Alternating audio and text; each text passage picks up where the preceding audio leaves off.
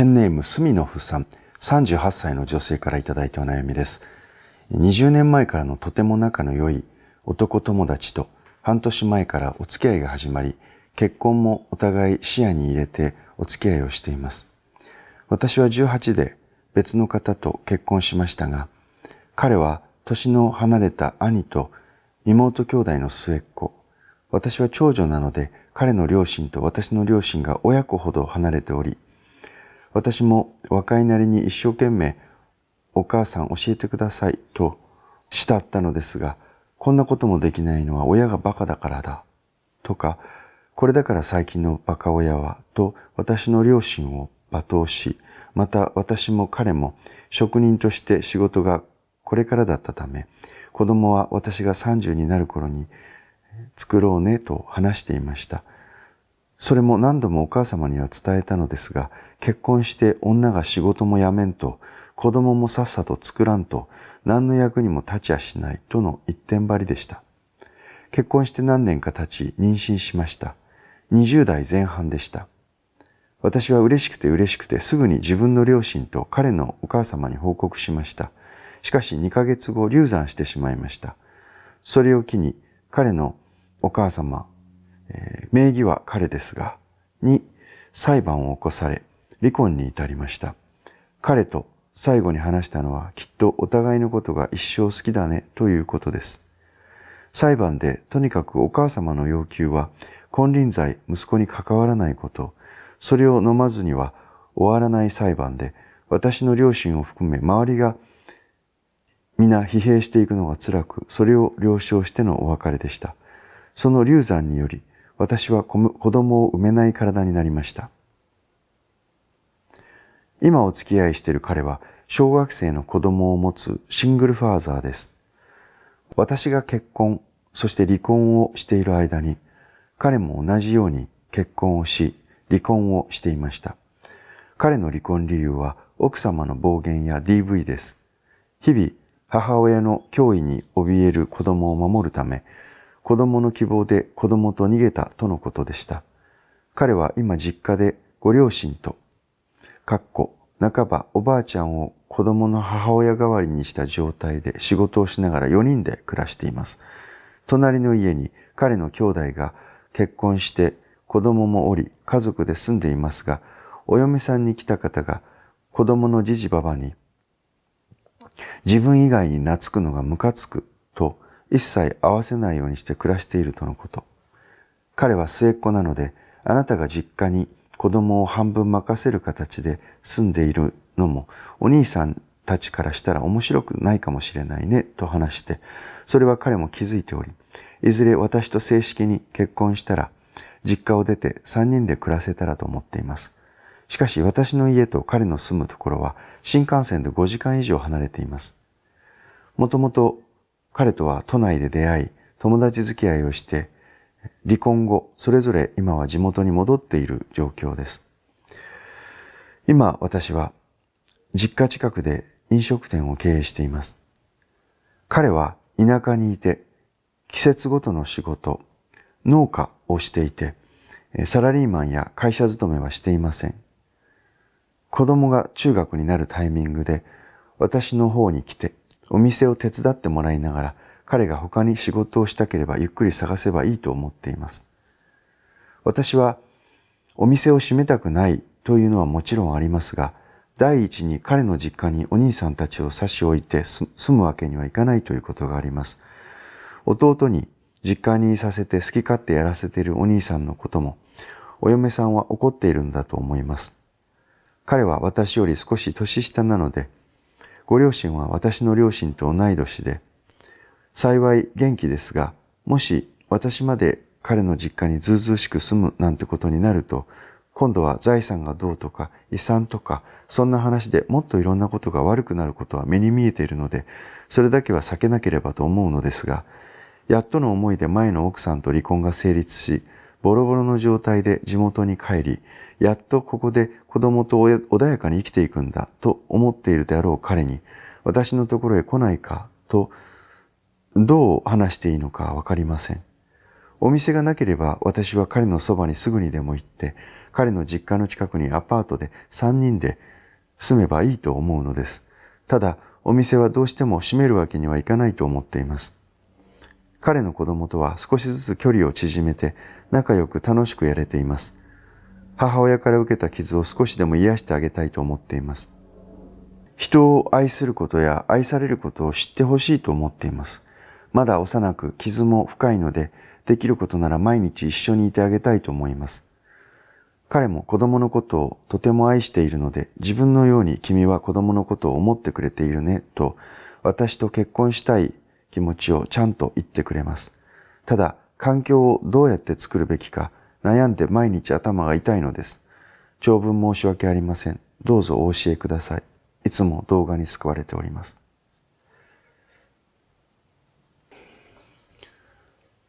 短い言葉なんですけれども、禅の言葉に炉というものがあります。炉という字は、玉露の炉と書くんです。で、この意味は何かというと、何も包み隠すところなく、すべてがあらわになっているという意味です。で、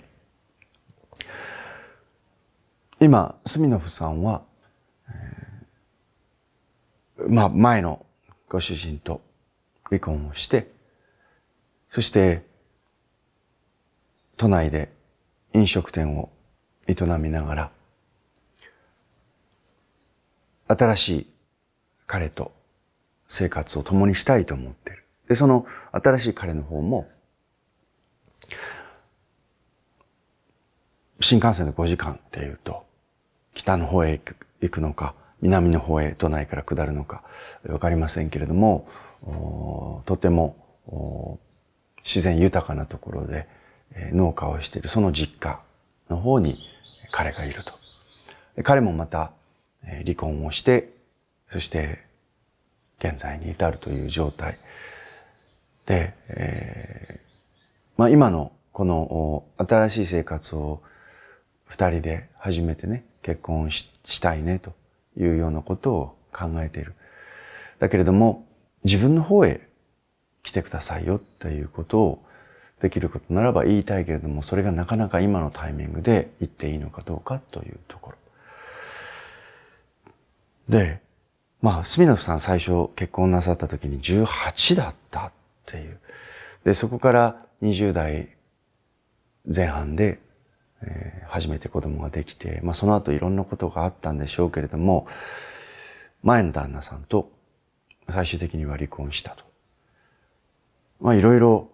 その時の経緯は私も知りませんので、どうだったこうだったってことはわかりませんけれども、やっぱりね、18歳で結婚して、まだやっぱりいろんなことが、社会のことも人のこともあまりよくわからないという状態の中で、そのような出来事があって、で、今、2回目の結婚。で今度は、ね、できれば、ちゃんとお互い、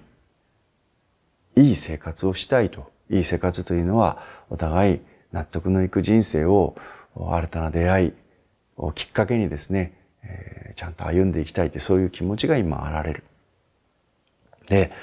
初めて結婚した時と違ってね、今はいろいろな様々な体験ももうなさってきてね。で、それなりに、感情的にちょっと前の離婚の寂しさを紛らわすという、そんな、空いてしまった心の空白を埋めるために、なんとなく成り行きで新しい人と結婚するとかそういうことではない。もうむしろちゃんと結婚したい。そしてちゃんと生活をしたい。そしてちゃんと新しい彼の子供も面倒を見ていきたい。で、そんな様々な思いを今抱えていながらね、やっぱり丁寧に大事にこの関係を育てていきたいって今思ってらっしゃると思うんです。ですから、自分も離婚をした経験がある。で、彼の方もまた離婚してということがある。で、お互いバツイチ同士なので、やっぱりね、気持ちがわかるところもある。だけれども、ここで、やっぱりこの結婚を一緒にしていくという生活が始まるときね、この時にやっぱりとても大事な原点というものがあるんですよ。ね、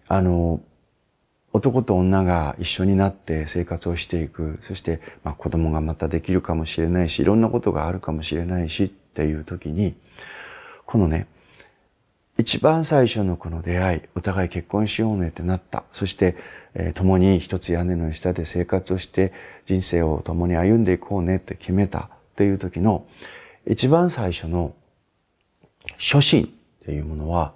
ものすごく大事です。その後いろいろなことがこれから人生なので何があるかはわからないんですけど、でもこの初心をね、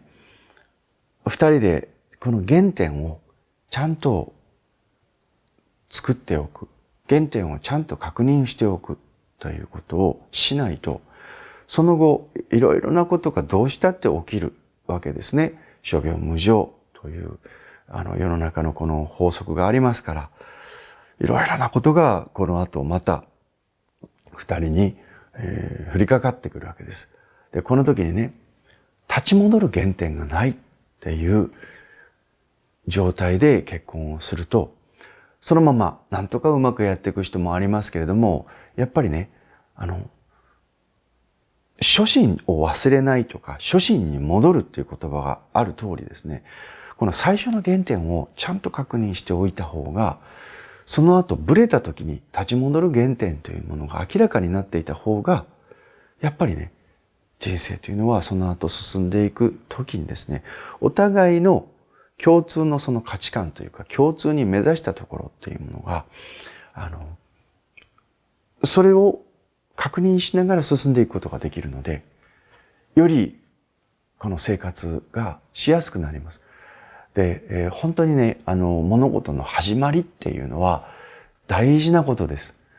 これは、本当、結婚にしても、家庭生活にしても、それから社会生活にしても、会社に経営にしても、何にしてもそうなんですけど、やっぱりこの初心を互いにちゃんと確認しないで進んでいったり、初心に立ち戻らないで進んでいったりすると、だんだんお互いの心が、何かいろんなことがあったり、新しい刺激が入ってきたりすると、離れていって、そしてバラバラになってしまいやすいですね。どうも、これまでの私も自分の経験とか、これまでのいろいろな歴史を見てみたり、いろんな人たちのお悩みを見てみると。なので、初心忘るるべからずとかよく言いますけど、昔はあんまりそんなことを気にしてませんでしたけれども、やっぱり人が、二人以上集まってですね、家族を作ったりとか仲間を作ったりとかしたときに、なんとなくノリでとかね、なんとなくっていう感じでくっついて、なんとなくっていう感じでずっといると、やっぱりなんとなくっていう理由で離れていってしまいやすくなるんです。で、そこでね、今回私が冒頭に挙げましたこの労ということ。労ということ。お互いいろいろな男女が新しく出会って、そして二人、なんとなくこの人いいなと思って、好意を持ってですね、そしていろんな話をしたりしていく中で、この人となら一緒になれるかもしれないって言って結婚の話が出てくる。将来こうしようという話が出てくる。で、今の彼ですね、新しい彼とは、ずっと友達関係でいたと。だからお互いいろいろなことを従来前の結婚の時の話もしてるでしょうし、離婚の時も話もしてるでしょうし、いたずらに長い付き合いがあるがゆえにですね、いたずらにある程度の付き合いが過去に友達としてあるがゆえに、お互い知ってるっていう思い込みをしてしまう可能性があるんです。そしてまた、新しく結婚を意識して二人のお付き合いが始まった後にですね、いろんな話をしたり、仲良くしているということなんだけれども、やっぱりね、この結婚っていう新たな二人の関係が始まる。その結婚って新たな関係を二人で作っていこうという原点を作るためには、もう一度改めてね、お互いが知っていると思っている自分たち、これをですね、もう一度あらわにしていく必要があるんです。そして、このお互いのその付き合いの中で、どこかで相手といい関係を保っていきたいがために、なんとなくこういうことを言っちゃいけないかなとかね、なんとなくこういうことを聞いてはいけないかなとか、そういうどこかで自分のことを、自分が付き合いを続けていく上でちょっと不利になることを隠していたり、逆に相手にとって不利になるかもしれないことを聞かないでいたり、というふうに、このあらわにしない、お互いがあらわにしないまま、ロでいない状態で結婚の話を進めていってしまうと、結果としてね、お互い好きという気持ちがあることは間違いない。だけれども、やっぱり生活をしていくとなると、お互いが好きだから一緒にいましょうよっていうだけでは済まない問題も出てくるわけですね。なので、ここをね、もう一度お互い本音でと言いますか、このローの状態で、お互いあらわにした状態で、これからの生活のこととか、これからの人生のこととか、住む場所とか住む環境とかとても大事なことですよね。ものすごく大事なことだと思います。お互いが好きということ、ね、それと同じぐらいどこに住むか、何をするか、どうしていくのかってことは大事なことですよ。やっぱりね、子供も抱えてますし。で、そう思うとですね、やっぱり彼が住んでいるこの田舎暮らしと東京の生活っていうのもまた全然違うと思いますので、お互いが好きだで、お互い結婚してバツイチ同士いろいろね経験もしてきた上でやっていきましょうねということだけでない、この一歩踏み込んだというかローの状態をお互いがそんな状態で原点の話をできるか、そしてまたそれをするか、そして二人でそれを作っていくかということをですね、結婚を見据えているならなさった方がいいと思います。なので私の処方箋はですね、今前の離婚の状態が離婚をして心がボロボロの状況で、このタイミングで彼に言うか言わないかっていうその辺は確かにありますね。いろいろとまだ彼がそういうタイミングでないというのであれば、そこはちょっと見計らって何でもかんでも彼のなんていうんですかね、彼の都合とか彼の心境とかそういうことの流れをですね、何も考慮しないでこちらが一方的にね、はい、じゃあ今度結婚しましょうっていうのは、それは確かに少し躊躇するところだと思います。でも付き合ってるうちにね、そろそろタイミングかなと思った時にですね、やっぱりそんな話を持ち出して一旦それにしてもちゃんとローの状態にしていく。で、そういったことをですね、もう住野さんも2回目の結婚だし、今度ね、やっぱりできることならばちゃんと私は生活していきたいし、彼ともちゃんとやっていきたいのでっていうことを誠意を持って自分をあらわにしていく。で、やっぱり誰かと付き合いをして誰かと結婚していくというと、その原点においてね、全部知りたいじゃないですか、相手のことを。で、こちらも自分の持ってるところっていうのをできるだけ向こうに伝えたいじゃないですか。で、人間ですから、やっぱりそれはね、言えること言えないことっていうのは最終的にはあると思います。けれども、やっぱり生活をしていく上で、今の住野さんが言いたいんだけど言えない、どうしようっていうこの住む環境のこと、自分のその店、つまり生活の糧ですよね、のこと。いろいろその将来的なことを考えたときに、特に前の結婚で、その相手ということももちろんですけど、それ以上にやっぱり向こうの家族と一緒に生活をするということで、いろいろな思いをなさってきたんでしょうから、余計そこは怖いと思うんですよね。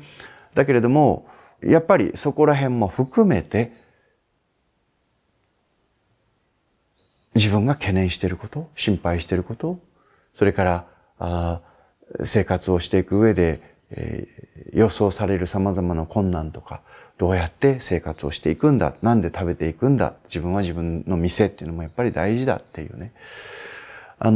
飲食店を自分で立ち上げて今やってらっしゃるんであれば余計その飲食店とは自分の子供みたいなもんですね。やっぱりそこまで時間かけて育ててきたっていうことがあると思いますから、それはそう簡単に手放せるものではないとは思います。だけれども、今度新しいファミリーがちゃんと生活をしていくっていうことを、やっぱりお互いの合意の上にやっぱり考えていかなければいけない。なので、私からの処方箋は、改めて申しますけれども、しかるべきタイミングに、お互い老の状態で、やっぱり原点の話をする。これからどうしていきたいんだ。それをもう子供じゃないですから、やっぱり、いろいろな想定されることをね、いや、こんなことを先に言っちゃってあれなんだけれども、これはどうする、これはどうする、こういう時にはどうするっていうことをですね、いろいろな角度からお互いの思いっていうものをもう一回、これからの生活を見て、子供のこと、将来のこと、生活のこと、で、そこをですね、ちゃんと何度も話し合いをしながら、そして結婚という形に持っていったらいいと思います。自分が老の状態になって相手にきちんと伝える。そしたら相手がそれに対してどういう反応を示すかとか、相手がそれに対してどのような思いになるのか、ちょっと怖いなと思う。自分がそんなこと話してしまったら、せっかくここまでうまくいってたのに、これがダメになってしまう。で、そういう怖さからそのことを話せないっていうふうにしてずっと躊躇していると、やっぱり大事なことを話し合わないまま、お互いが老ではないどこかに隠したものを持ったまま、大事なことを隠したまま結婚するので、結婚した後にね、またその問題が露呈してくるんですよ。また現れてきちゃうんです。だから、その原点において最初からそれならば、きちんと老の状態にする。そして、老と老の状態で、わかりました。じゃあ結婚しましょうっていうふうにしてこの原点を作ることができると、ね、そうするとお互いそこで持っていた懸念をきちんと話した上でね、スタートできるので、その後もちろん何が起こるかってことは人生ですからわかりませんけれども、それにしてもね、やっぱり共に生活を歩みやすくなるということです。で、この老の状態を自分で話してね、老の状態で話をして、二人が結婚の話し合いを進めていった過程で、先ほど言ったように、仮にですよ、せっかくまた新しい出会いを見つけて、新たな人生をここでやり直そうと、スミノフさんが思っていたとしても、向こうがスミノフさんがなんとなく話せないでいたお店のこととか、こっちへ来て住むというようなこととか、そんなことを話したら、仮に相手が、そのことをきっかけにね、結婚についてやっぱり考え始めてしまうというようなことがあったり、急に態度が変わったりとか、いうことが起きた場合ですね、やっぱりそれはね、その人とのご縁というのはこの後、うまく育っていかない可能性もあるんです。ね、なので、彼の田舎の方に行って住むのか、お店をどうするのか、これは最終的には彼との話し合いの中で、やっぱりより良いと思う方をお互いの意見をぶつけ合って出せばいいと思いますけれど、でも、要するに、私の言ってるのは、スミノフさんが自分の思っている懸念をあらわにした。要するにこの老の状態をちゃんと相手に伝えたいのっていう姿勢を示したときに、その姿勢に対してね、何か、